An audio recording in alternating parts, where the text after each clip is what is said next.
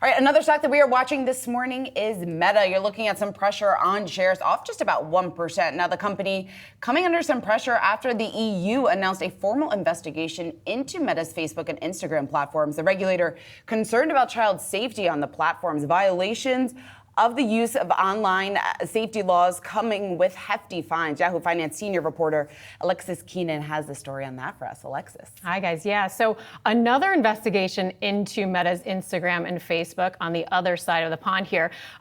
They're looking into the EC for the EU if the companies violated online content rules for kids. And this is specifically the Digital Services Act that went into effect last year. So kind of testing a bit of this new law on this round. Now, what the EU is saying is that they're concerned about three different things in particular. One is that the platforms and its algorithms may stimulate these behavioral addictions in children.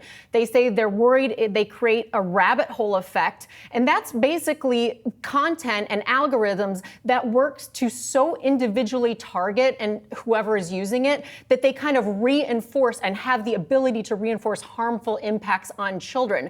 They're worried, they also say, that Meta's age verification processes for kids, which are supposed to not permit children to have a regular access, full access to the platform outside of age 16. In some countries, it's 18. They're worried that the company is not compliant in those areas. Now, one of the commissioners for the EC said they're not convinced that the company has done enough. The company is required under these European laws to submit what they're doing to mitigate these potential problems. They did that in September. And what the EC is saying here is that they're not sure they're compliant to mitigate these negative effect potential risks. Now, in response, Meta told Yahoo Finance, we want young people to have safe, age-appropriate experiences online and have spent a decade developing more than what they say are 50 tools and policies designed to protect them.